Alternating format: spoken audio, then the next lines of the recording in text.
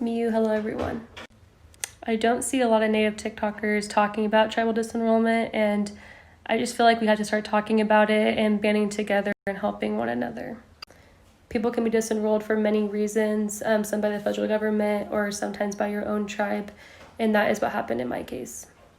They claim we weren't descendants of a tribe member that was descended from Pechanga in the late 1800s before the reservation was created, which is false. The tribe hired an anthropologist to come out and look at our case, and he's been studying the case for over 40 years, and he said that we're 100% from here.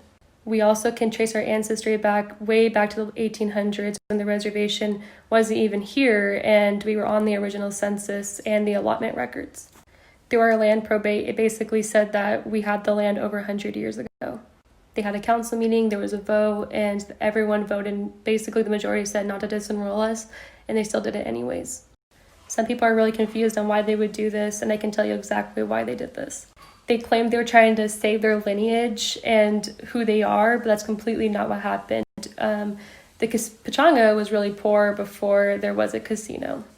And just so everyone knows, our people were here way before there was a casino, way before we even had health care.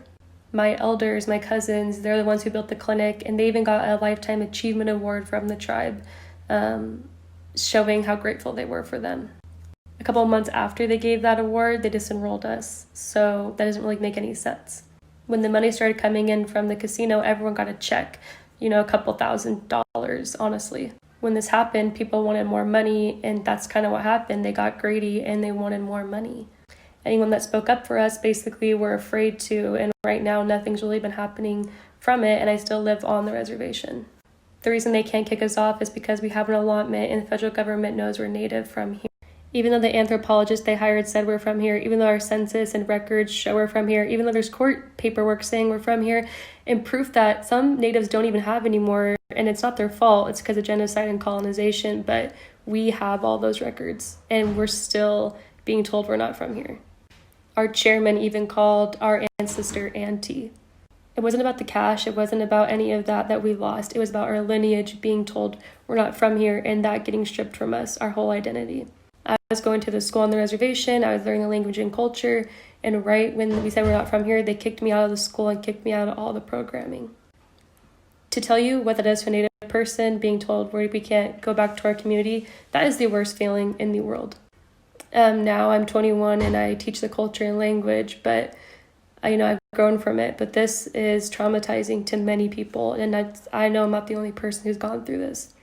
Being disenrolled is what makes you an outcast. Basically, it's just like if you're in a school and you get told you can't hang with a big group of kids, but instead it's stripping you of your culture, language, everything that you've ever known.